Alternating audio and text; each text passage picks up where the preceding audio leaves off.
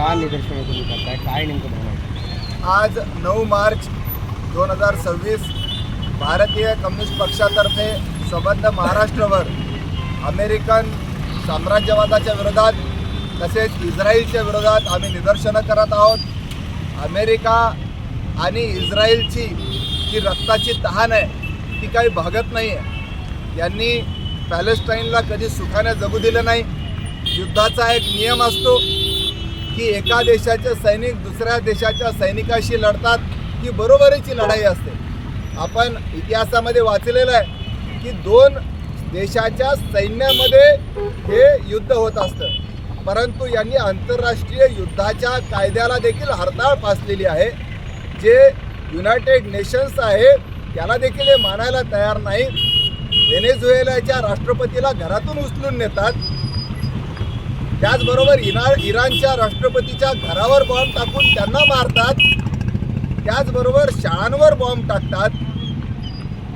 जे नैसर्गिक साधन संपत्ती आहे, पेट्रोलचे ज्या विहिरी आहेत, ज्या गॅसचे सगळे ज्या काही स्रोत आहेत, या नैसर्गिक साधन संपत्ती आहे, त्याच्यात आग लावून टाकली. आणि इराणला काल काळा पाऊस पडला. हे सगळं निसर्गाचा कोप हा संबंध देशाला सहन करावा लागणार आहे.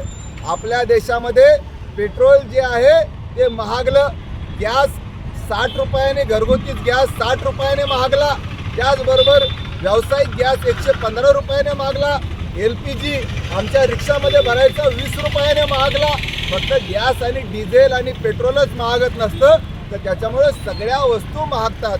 अगोदरच लोक परेशान आहे. ईद तोंडावर आहे, दिवाळी आहे, या सणाला देखील लोकांना गोड खाता येत नाही, अशी सगळी परिस्थिती आहे.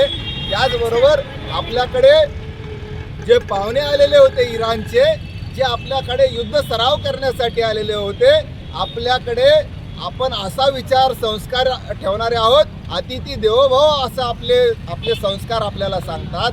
आपल्याकडे आलेल्या पाहुण्यांना यांनी आपल्या दारात मारलं आणि आपण त्यांना वाचवू शकलो नाही. एवढं कसं लाचार झालात तुम्ही प्रधानमंत्री नरेंद्र मोदी, हे विचारण्यासाठी आम्ही इथं आलेलो आहोत. ट्रेड डील रद्द झाली पाहिजे. एप्स्टीन फाईलमध्ये तुमचं नाव आहे का नाही हे सांगा ना तुम्ही तोंड उघडून, नाहीतर राजीनामा द्या. या मागणीसाठी आम्ही या ठिकाणी आलेलो आहोत. आम्ही इस्रायलच्या विरोधात आहोत, अमेरिकेच्या विरोधात आहोत आणि आम्ही इराणच्या बाजूने आहोत. युद्ध नको, आम्हाला बुद्ध हवा, हे सांगण्यासाठी आम्ही इथं जमलेलो आहोत.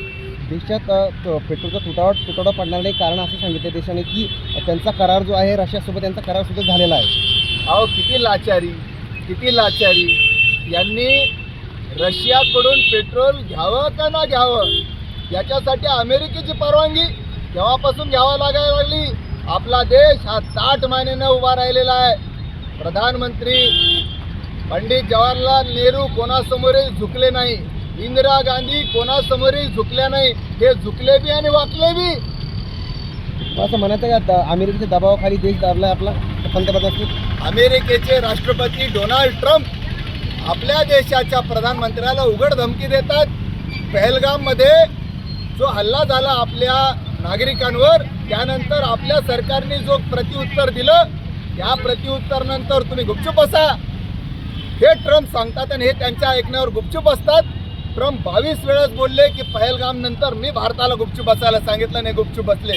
एकदा देखील तोंड उघडलं नाही. आणि रशियाकडून पेट्रोल घ्यावं का ना घ्यावं याची परमिशन तुम्ही अमेरिकेकडून घेतात. एवढी लाचार कसे झालात तुम्ही प्रधानमंत्री नरेंद्र मोदी, आणि ते तुम्हाला एप्स्टीन फाईलची धमकी देतात. म्हणतात की नरेंद्र मोदीचं राजकीय आयुष्य मी बर्बाद करू शकतो. दाखवा बरं आमच्या मोदींचं राजकीय आयुष्य बर्बाद करून. आमच्या देशाचे प्रधानमंत्री आहेत ते, त्यांचा अपमान आम्ही सहन करणार नाही. आणि एप्स्टीन फाईलची चौकशी झालीच पाहिजे, नाहीतर नरेंद्र मोदींनी राजीनामा दिला पाहिजे.